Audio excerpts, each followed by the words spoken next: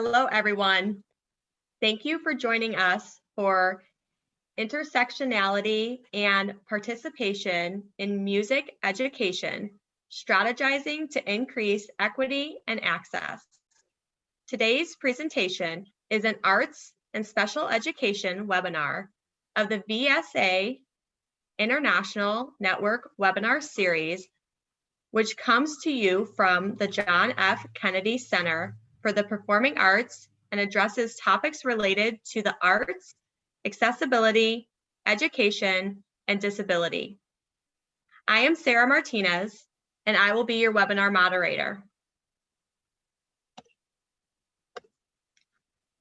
Before we get going, I'd like to take a brief moment and introduce you to the Zoom webinar platform. Broadcast messages from the Kennedy Center team, such as links for the webinar survey or registration for future events, appear in the chat box, which you can select from the control panel along the bottom of your window. If you need to leave the webinar early, you leave it by clicking on the Leave Webinar button in the lower right corner. A recording of the webinar will be available afterwards, so you can catch up on any parts you missed.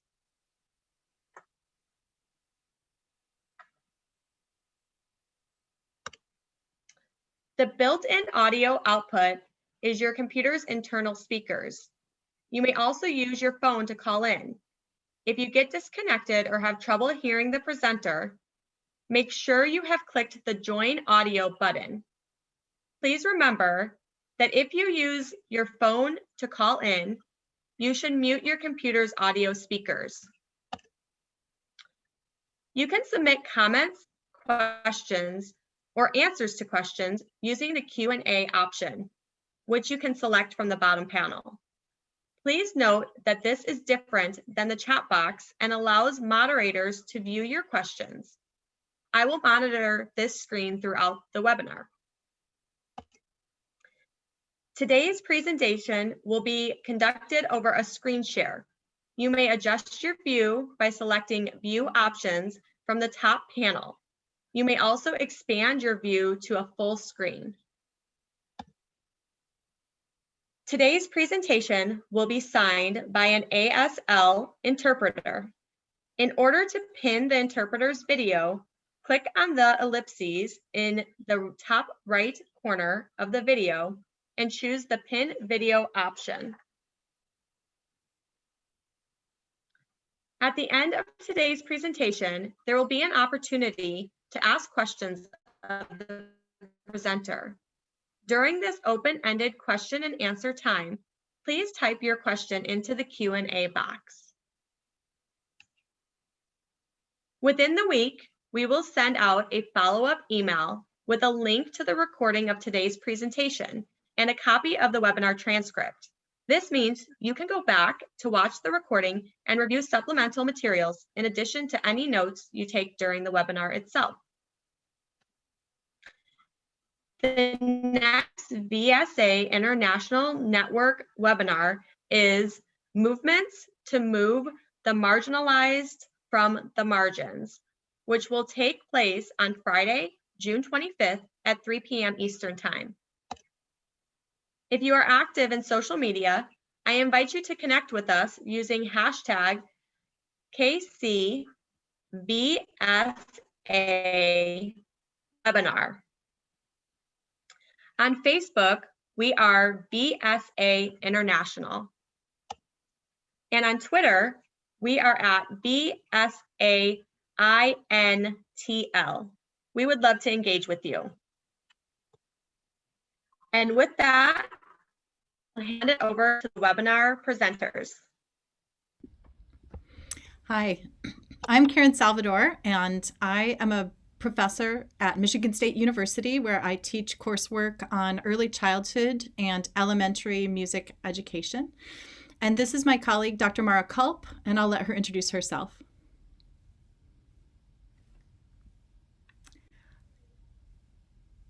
Mara, I can't hear you. There we are. We already started it. My name is Mara Culp, and I'm at the Eastman School of Music, and I also teach courses in music education. So today we have a handout for you that I'm putting in the chat right now. And what that link will allow you to do is click to a Google document that will force you to make a copy, because the handout is a space that might help you organize your thinking as you're taking notes. You can, of course, take notes any way that you wish. Our goal in today's session, so the first thing I wanted to do is just provide a little outline of our session. Today, we aim to spend about half this session on strategies that will help increase access to music education for students who face barriers. And we are envisioning that you are an audience of folks who work in school settings with students who are trying to access music education, or who already have access to music education, and you want to maximize participation. And so those are the kinds of strategies that we're looking to offer today. And we hope that you will engage with us in the chat about your needs and the questions that you have. So the first thing that we wanted to do today is build a shared vocabulary of social identities and how they intersect in music classrooms. Then we wanted to identify the tenets of 3 inclusive practices: culturally sustaining pedagogy, universal design for learning, and trauma-informed practice.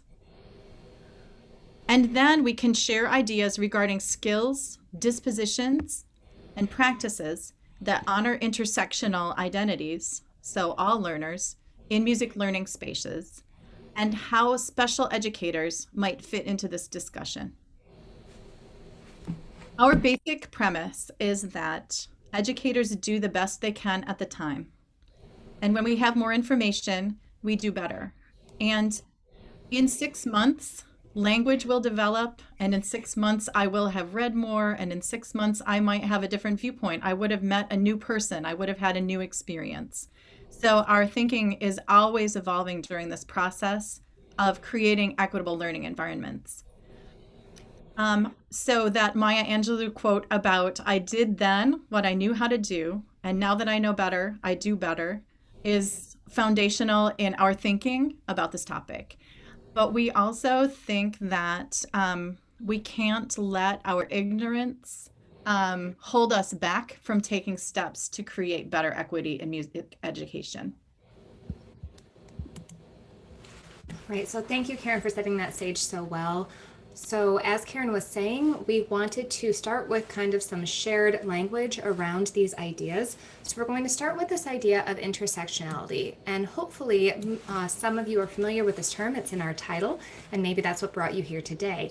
So you might be familiar too that this idea kind of really starts to gain a lot of traction in the work of Kimberly Crenshaw, and we have a citation here. And you also see when you receive our PowerPoint presentation, we do have all of the citations on a references slide so that you can access any of the materials that we used to build this presentation.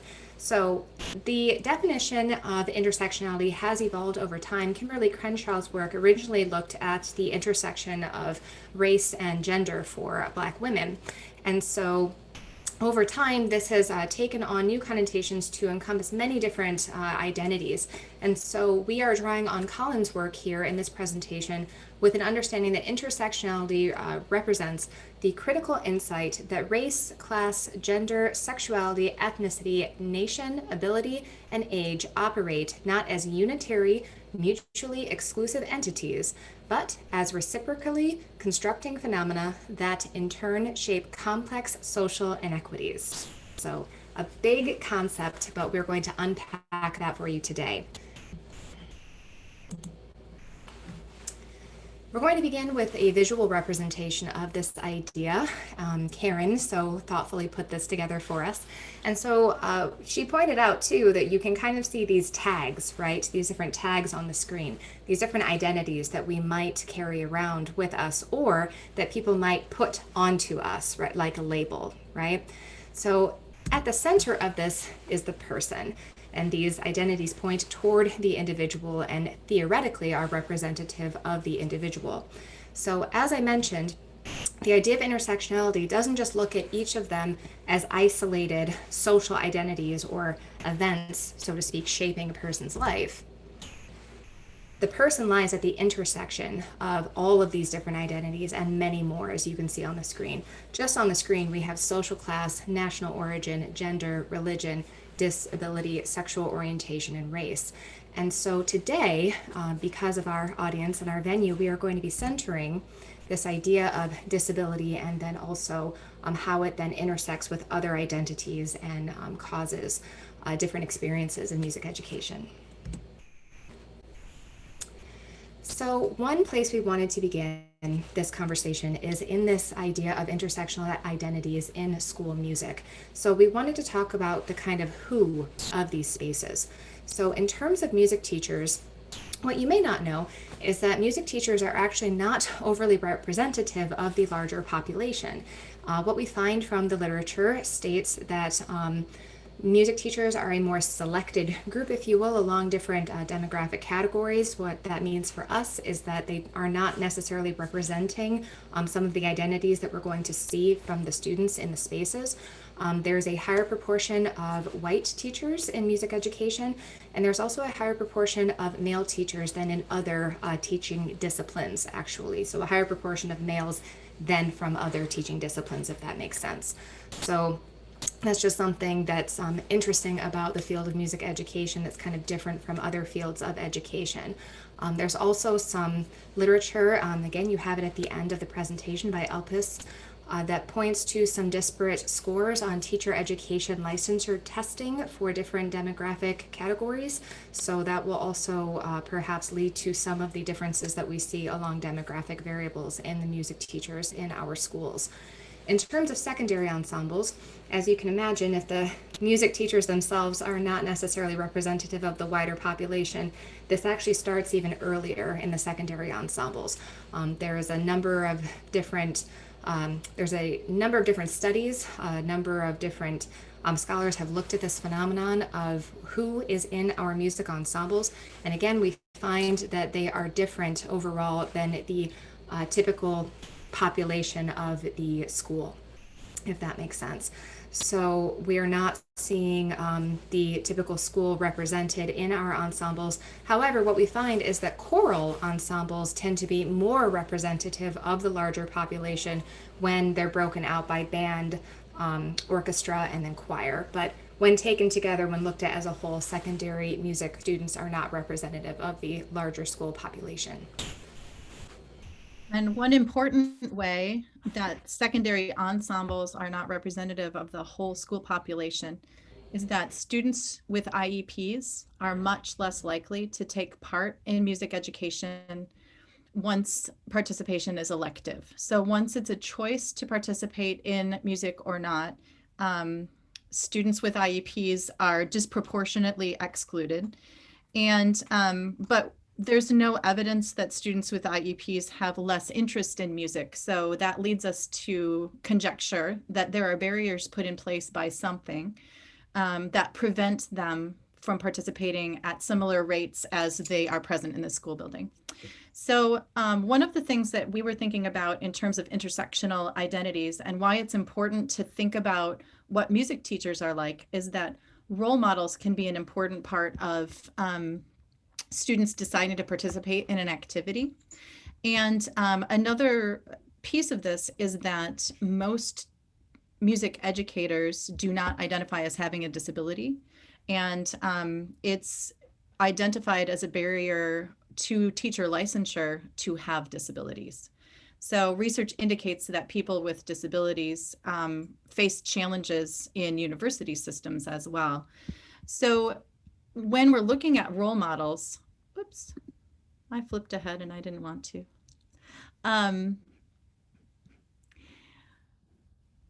One reason that we seek to have a more diverse teaching workforce is to provide role models for students. And we each do not identify as having a disability, and we each also are fairly neurotypical. And I say that with the knowledge that neurotypical is a blanket term that depends a lot on cultural and contextual variables. And that's true of the teaching profession as well. research into culturally relevant pedagogy indicates that teachers of color working with students of color have higher expectations, decreased racism in discipline, special education assignment, and identifying gifted students. And research in STEM fields indicates that female role models were important for retention, but not necessarily for recruitment. And we believe, and research supports, that more diversity in the teaching workforce and more variety of role models is important for socialization in our increasingly diverse and also increasingly segregated society. So our view is that students will likely benefit when teachers embody a variety of combinations of identities. So throughout a school building, if teachers do not, we can supplement by intentionally selecting images that show people who look a lot of different ways making music, and particularly images that are counter-stereotypical. So a common example is a man playing the flute, or someone who presents as male gender playing the flute. Since much of what constitutes diversity is not apparent on a visual scan, and actually Mara and I discourage you from using a visual scan as a way to monitor or evaluate inclusive practice. We also encourage you to find video of individuals with a variety of identity characteristics making music and talking about their music making and how it relates to how they see themselves in the world. In locating these materials, specifically with students who have disabilities in mind, be on the lookout to make sure we don't perpetuate harmful tropes, like materials intended to inspire non-disabled people or that treat disability as something that can or should be overcome.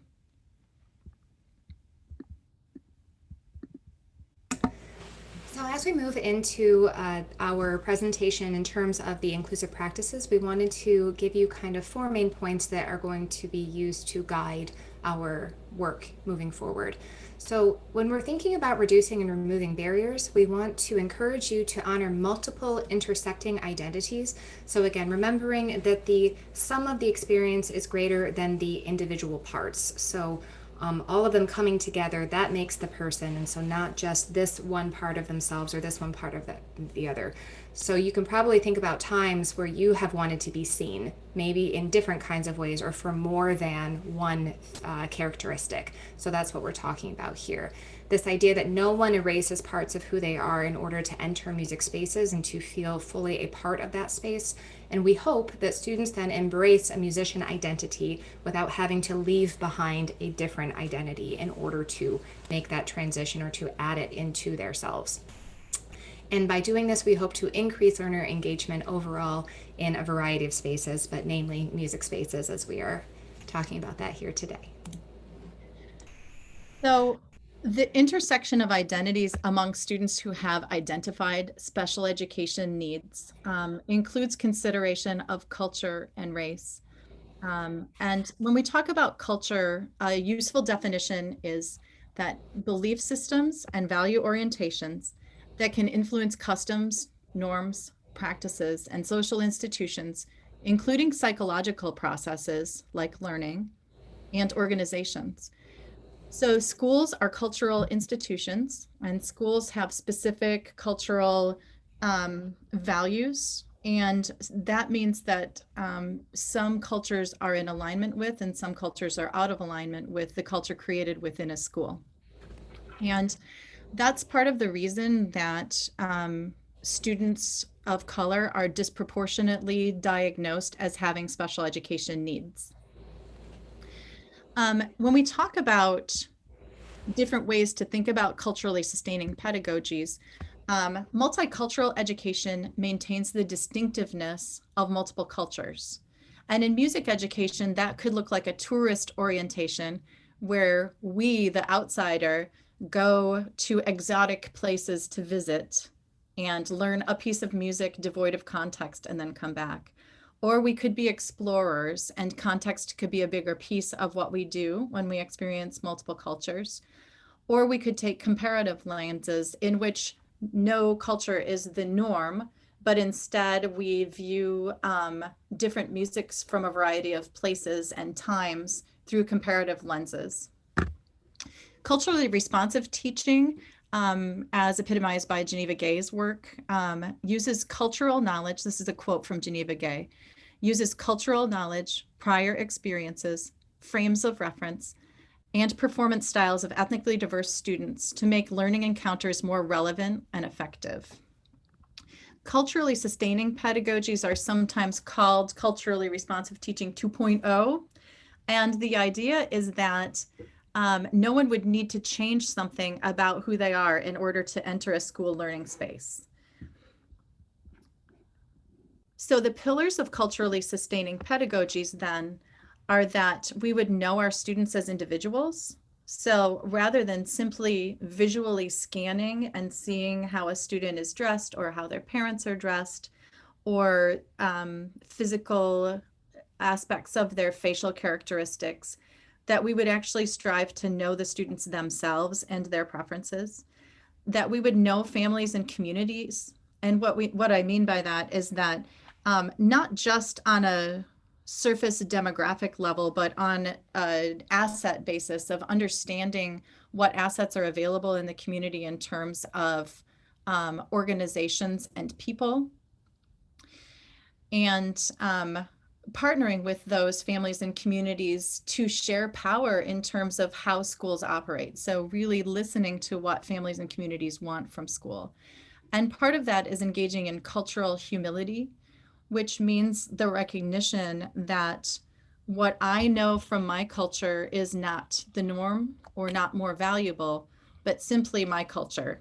And that I always have the opportunity to learn from and share power with folks who had different cultural upbringings than mine. That requires that we reshape curriculum. Right now, music curriculum is heavily based in Western art music traditions that are unfamiliar to the vast majority of students and families that we serve in schools. That doesn't mean that we would not keep valuable aspects of those traditions, but it means we likely need to decenter them. And then we maintain high expectations for students, but more aligned with whatever the standards are within the musical tradition we've chosen. So we don't hold up diverse musical traditions to the same standards of quality as Western classical music, because they have their own ways of being that connote high quality. So for example, there are kinds of music that the number of people who join in the dancing is the way to tell how successful it was. And the very best classical music concert, no one gets up to dance because that's not part of the culture expectation there. But in mariachi, for example, when people are singing along and up and moving, that's a sign that we've really brought the audience along with us. So high expectations are different for different art forms.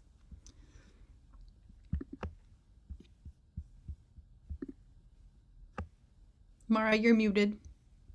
So that brings us to universal design for learning. And so as Karen and I were talking, we were thinking that this audience would probably be pretty familiar with universal design for learning. So I'll just run through it kind of quickly.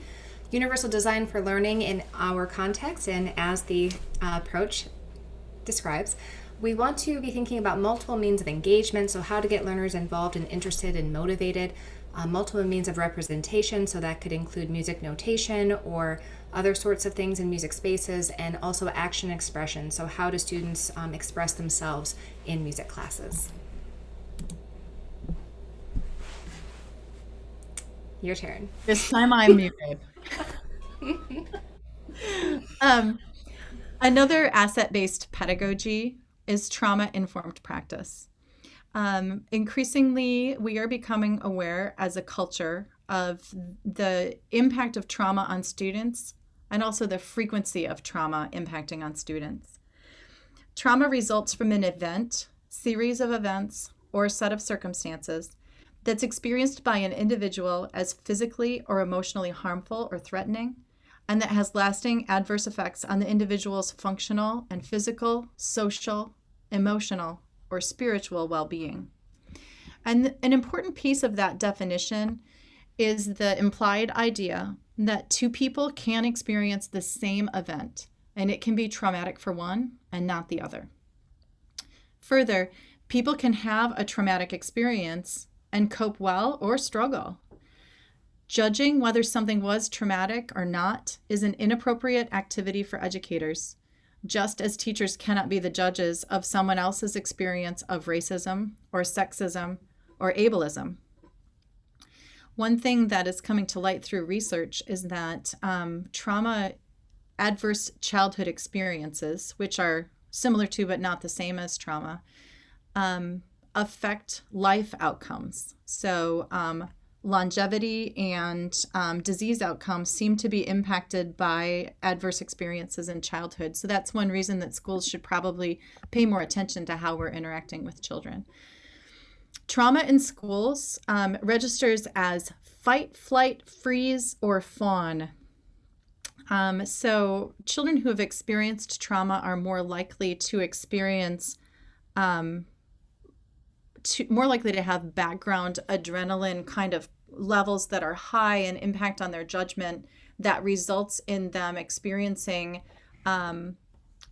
situations that some would not find threatening as threatening, and then responding with an adrenaline fueled response like fight or flight, trying to get away, or freezing, like an inability to respond to what's happening, or fawning, which means trying to win favor from someone who they find to be traumatizing them. And SAMHSA recommends that we as teachers realize that trauma is real, recognize when it's happening for students, respond appropriately to the situation, and then resist re-traumatization through practices at school. Sometimes, particularly disciplinary processes can re-traumatize students who were seen as acting out, but who in fact were responding on the basis of having experienced trauma. Because trauma has long-term effects on the brain, including students' ability to learn. When your brain is full of adrenaline, you can't learn as well, remember as well, organize your thinking as well, plan for the future as well. And so Follett and Harris proposed that trauma-informed care includes safety, trustworthiness, choice, collaboration, and empowerment. So in thinking about these asset-based pedagogies, thinking about culturally sustaining practices, universal designs for learning, and trauma-informed practices, the need for all three are intersectional, particularly for students who have special education needs, because students who have special education needs also come from a variety of cultures and also may have experienced trauma, not necessarily. But because there are commonalities among these pedagogies, we thought it was useful to think through those. So identities as a commonality, knowing individual students and valuing their experiences and their goals for their learning is common among all three of those asset-based pedagogies. Relationships with families and community in ways that avoid bias and stereotypes are common among all three.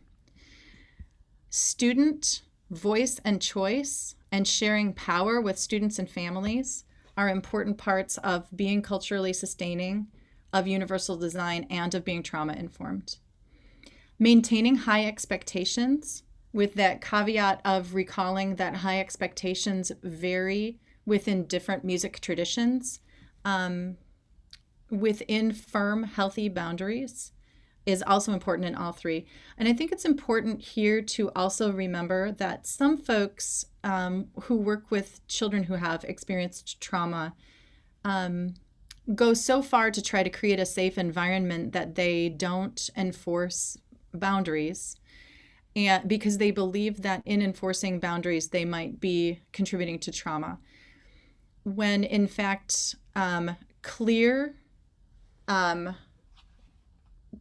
boundaries, clear expectations for behavior that are firmly and lovingly and consistently enforced can help children start to feel safe in a setting because it's predictable, because they know what's expected of them. So in fact, firm and healthy boundaries are important to all three of these.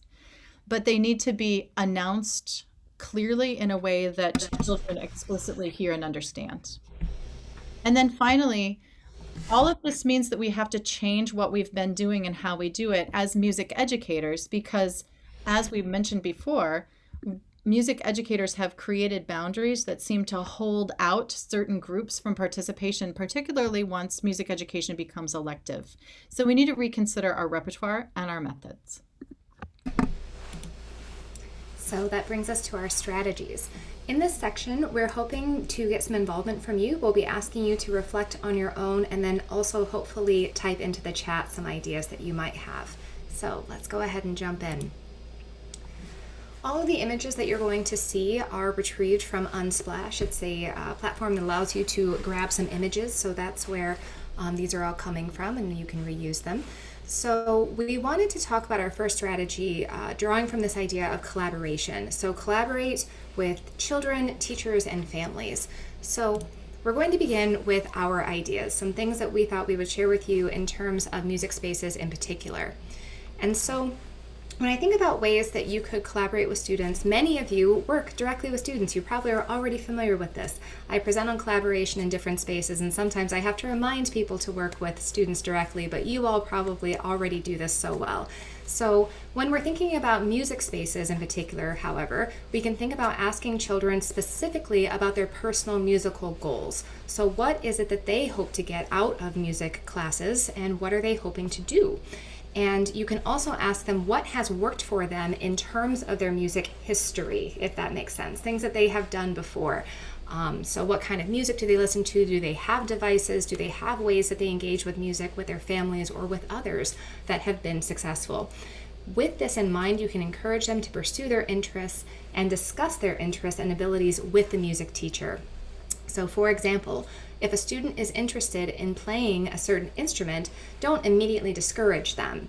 Instead, try to think of ways that it could be made possible. So think about the ways that it could be made accessible rather than say, well, maybe French horn is not for you. Maybe you could try another instrument that would be easier. This is something that we see or hear about a fair amount. And so we really want to try to enable students to do the work and do the music that they want to do. That's one of the reasons I have the Thornton Culp on the screen. That's actually a study that I completed about that very phenomenon, about helping students gain access to the instruments that they really want to play. So when we think about working with music teachers, first and foremost, when I talk about interdisciplinary collaboration, I'm always encouraging people to figure out what the other person does. Don't make assumptions about their work. I know that I've had a number of very well-intentioned people approach me and say things, oh, so you're a music teacher, so you sing all day. That's nice. Well, we do a little bit more than that. And again, if you're attending this presentation, I assume that you think we do more than that as well. But it doesn't hurt to just kind of take a look and see, what do music teachers do? They have national standards that they follow. They have guidelines. They have a governing organization or a governing kind of an overseeing body in the National Association for Music Education. So these sorts of things can help you kind of familiarize yourself with what it is that teachers do. So after you kind of get a sense of what they do, find some time to meet with them one-on-one. Some teachers might not mind you popping into their music space, but sometimes it's just nice to know if a visitor is going to be coming. So you can reach out in advance and say, I would love to meet and have some time to talk specifically about these things and your approach and how you're viewing your music space. So after you meet with them, then you can find some time to go in and observe, and then meet again to collaborate and try to think of ways that this teacher can further support the students in that space. And you could really serve in a great advisory role in some ways here and provide them perhaps some ideas that maybe they hadn't thought of before, and they can share with you their ideas about musical goals for children. And then finally, when we think about families, again, many of you are probably really familiar with the idea of collaborating with families. we really want to be thinking about discussing a child's musical goals with family members. From the work that I've done, I have found that, children who have supportive parents, they really thrive in these music settings. So we want to discuss the child's musical goals with those family members and determine strategies that the parents could commit to assisting their child in music classes. Parental support is just so important for students with special education needs, or just generally across the board for all learners, really. Parental support emerges as a very important piece of this. Some things that we could think about in music spaces: could parents assist with monitoring accessibility for concert venues or taking their child in advance to familiarize themselves with the space? Could the parents attend concerts and physically assist their children, perhaps during the concert? For example, parents could assist students during marching band performances by offering mobility assistance or guidance. For example, pushing a child who uses a wheelchair or helping to guide a child who uses a wheelchair. Again, all with the students and the parents' consent and willingness to do this. This isn't something we should force onto children. We should be asking them if they are comfortable with this. Or guiding a child with perceptual challenges during movement activities during performances. So what we would hope for you to do is take a moment and reflect on your ideas and success stories. Are there things that have been really successful for you, and is there anything that you would be willing to share? If so, we would love for you to take a moment and type that into the chat.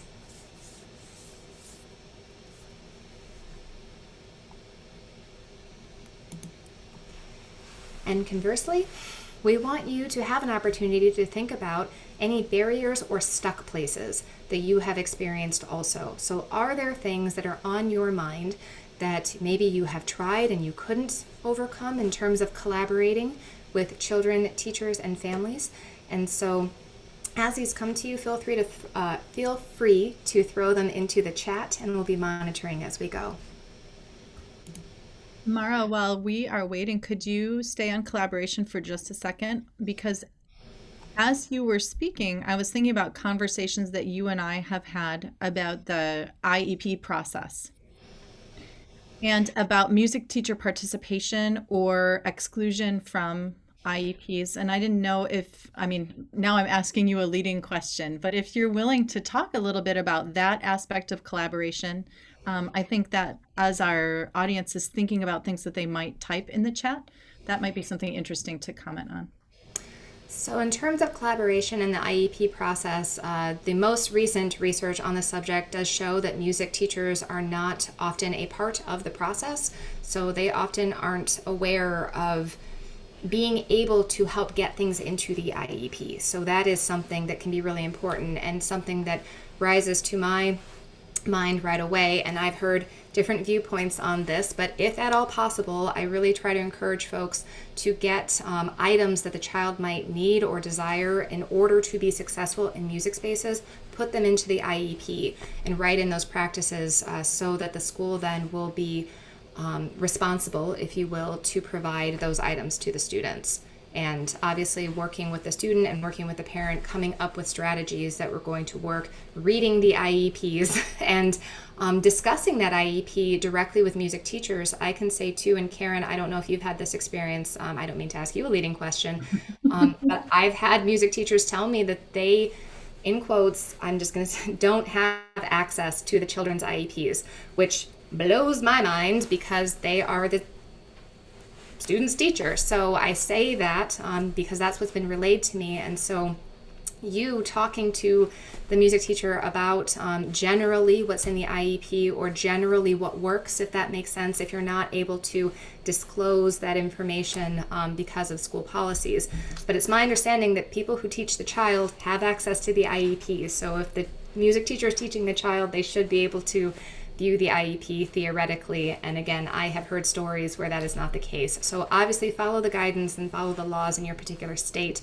But just know that from my experience, you're not overstepping boundaries in most places if you share with music teachers because they have access to those documents. Sometimes people don't know that.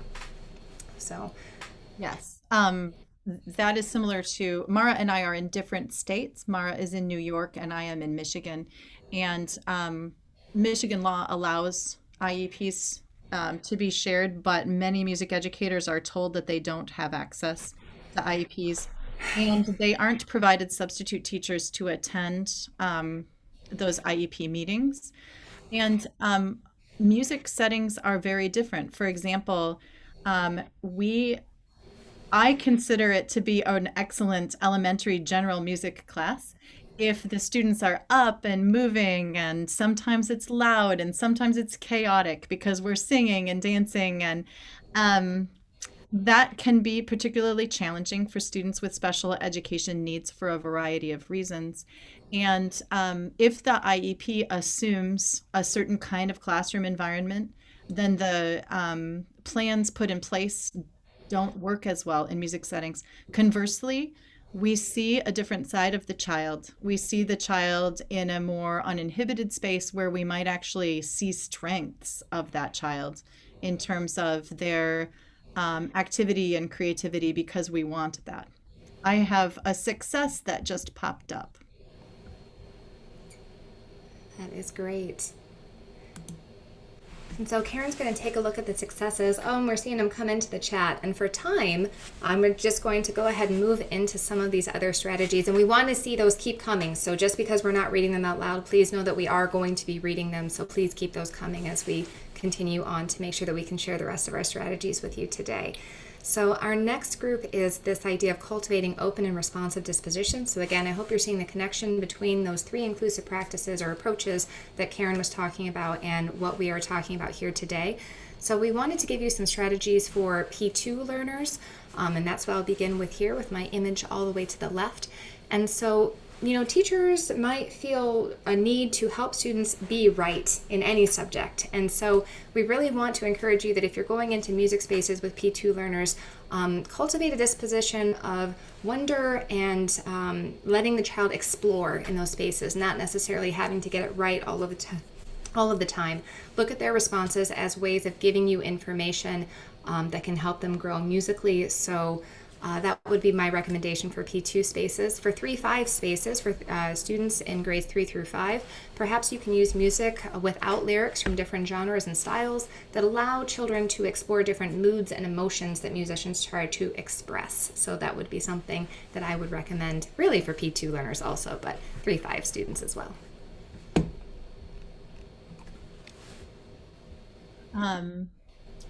Having our sign language interpreter right here makes me think also about strong percussive elements or bass lines and allowing students to touch speakers or see visual representations of sound waves. Also, to feel the instrument as it's playing.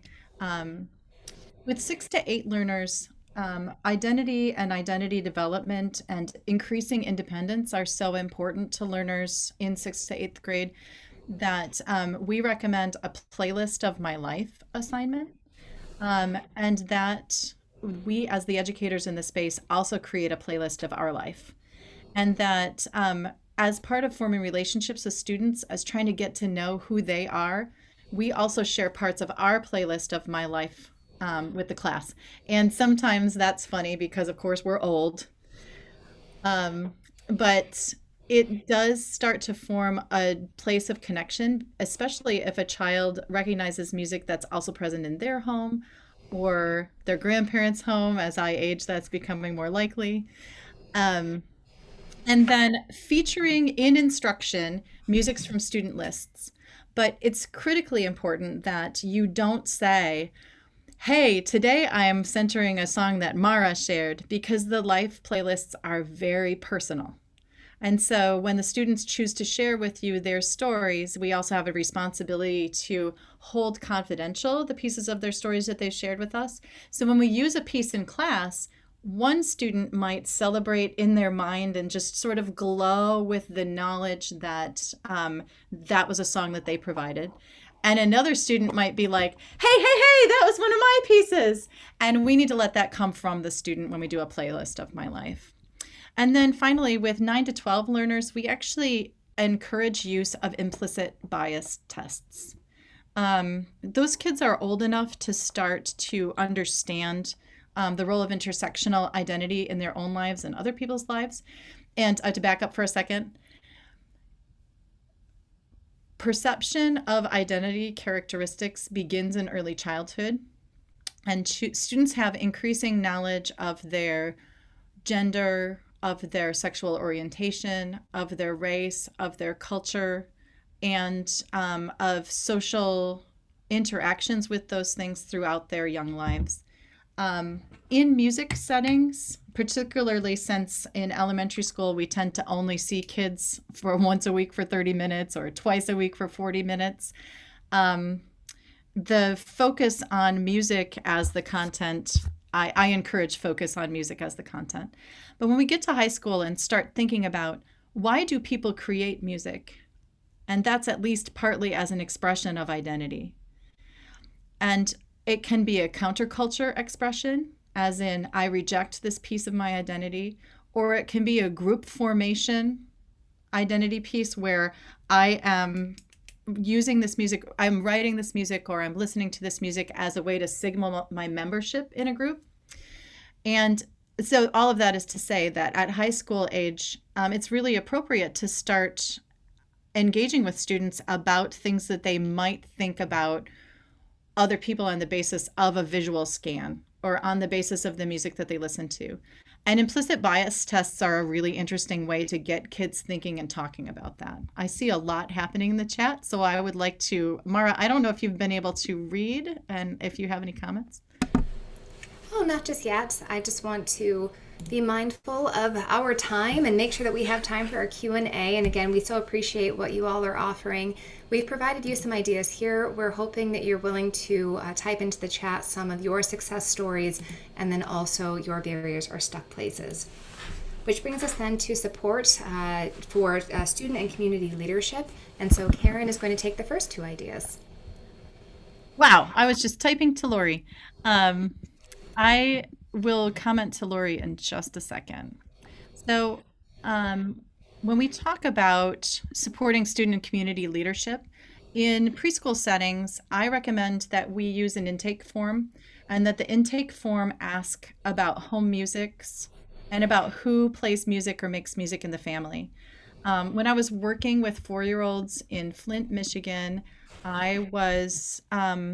I found out about parents who had recording studios at their houses. I found out about parents who were church music leaders. I found out about parents who their kids said, my mom is an amazing singer. And then you would reach out and their mom's like, I sing while I make dinner.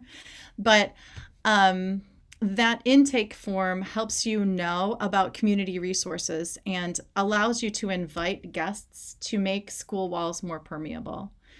So then when we invite those caregiver and extended family guests to make music with children in our classrooms, we are sharing power and learning.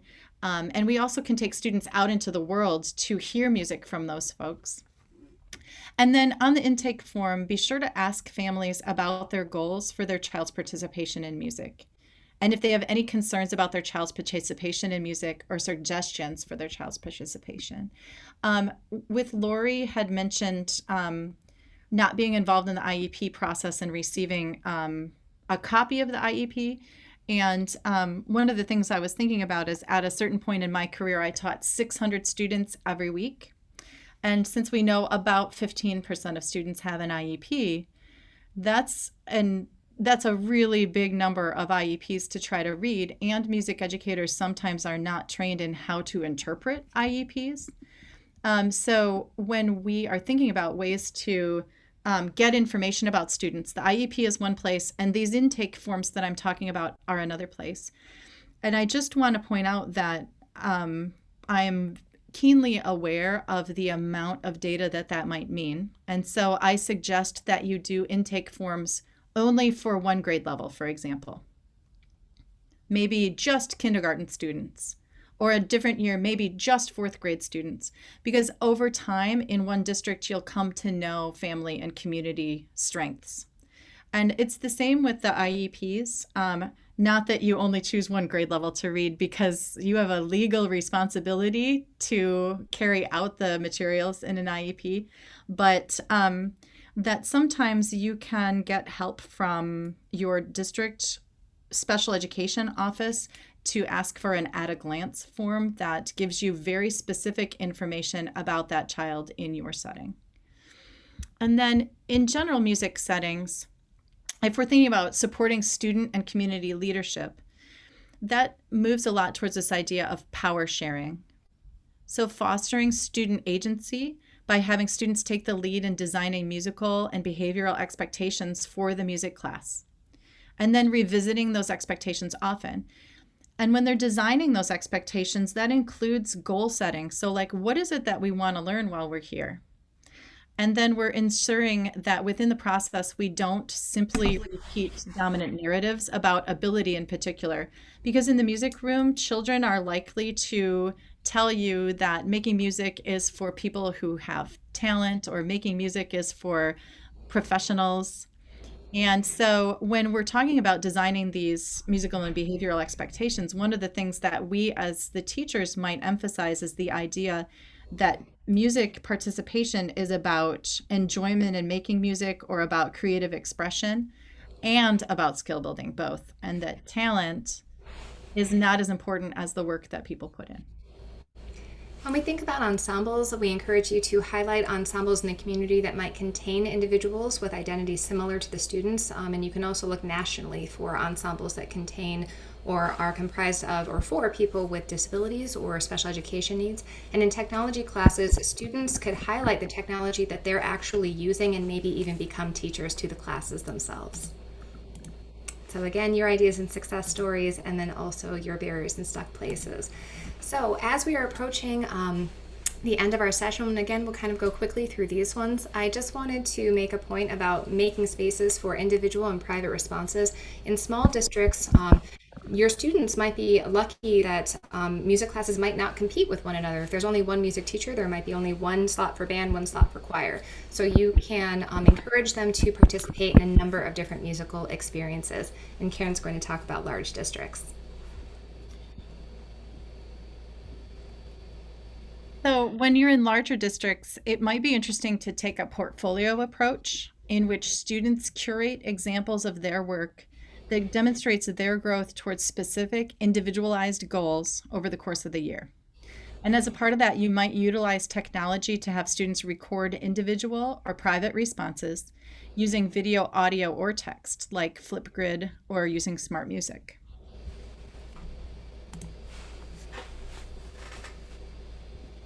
All right, so again, sharing your success stories and any stuck places that you have. And we wanted to open this up to questions. And I did see a question in the chat, Karen, as well. There was a question about how do music educators get trained on the devices and software our students are using? I am happy actually to share some resources. Kim McCord has done some really interesting work about teachers' knowledge of assistive technology, and unfortunately it's not a super positive picture. Music teachers aren't always aware of the assistive technology that's out there. I actually did want to make a note about the Makey Makey, the Skoog, and the Soundbeam as well. The Criswell on one of the previous slides talks about some of the music technology that can be out there.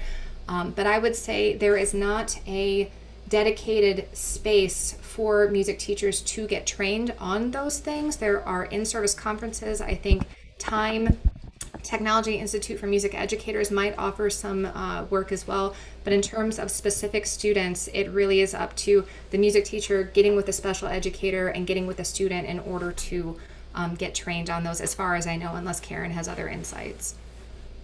I just was going to say, first of all, I tried to put Makey Makey and Skoog in the chat for folks, and it auto-corrected. So Mara, if you could, and Soundbeam, yes, thank you. Mara, yours went to panelists, and if you could, attendees, yep. And then in terms of the technologies, I had wondered, Jessica, if you meant technologies that students like to use to make music, or assistive technologies. So if you're talking about technologies they like to use to make music, like Soundtrap or like a cappella, some of those companies offer trainings, just like Mara was saying, but also I've had a lot of success, and this contributes to the kind of inclusive environment that I like to build in using student leadership to help me learn the kinds of technologies that students are using to make music.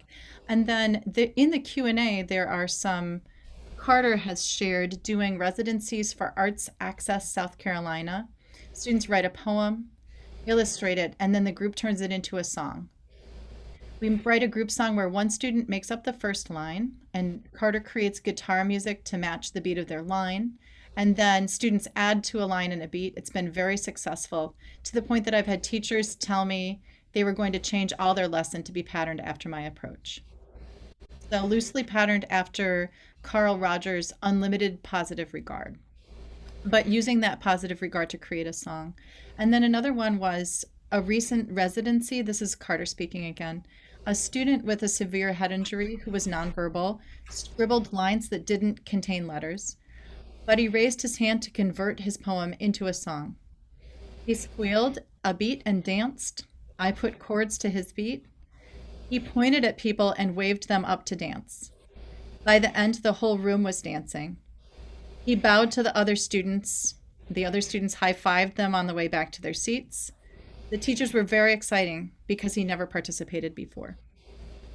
And I think those of us who teach music with students who have more profound special education needs, maybe many of us have experienced that moment where a child who is either selectively mute or hasn't previously communicated using words sings or uses words in a music setting. There's something powerful there. And I think what I'm hearing in Carter's writing is the idea of collaborative songwriting as a tool to engage students. I also wanted to say thank you to Jessica for putting in some strategies that have worked for her. So I do recommend everyone read those in the chat. Those sound great, laying the instrument out on the desk. And finding access for the student, what works for them. Sometimes, again, music teachers and others get caught up in the right way to do things. This is not the way to hold the guitar. The guitar is stringed in this way. This isn't the way you hold the trumpet with your right hand. Well, why can't you hold the trumpet with your left hand? Of course you can.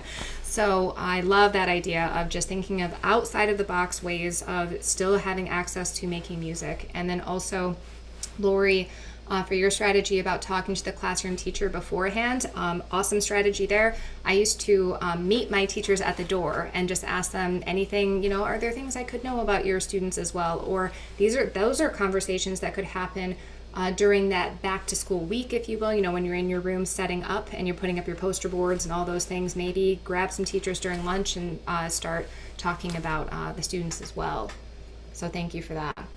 And beams, units, rock. Thank you, Jessica, for that. I'm going to grab that link myself. I'm always looking for strategies, so maybe we should have said that. We want you to put things in here too so that we can continue to learn from you. We love learning different ideas. So thank you so much for joining us today. And we just wanted to give you an opportunity to reflect on what you've taken away from this presentation today. So is there an important concept or piece of information that you took away? And then also, how will something from our discussion today inform a meaningful action you will take in the fall? So hopefully something you can put down on paper and hold yourself accountable and say, in the fall, I'm going to do this particular thing. Thank you, ladies, so much. That was absolutely fabulous. Thank you to all of our participants for all of your engagement. That concludes today's webinar. I'd like to ask you, our webinar participants, to keep your window open following the webinar, where the survey will generate on this screen. Your feedback is always appreciated.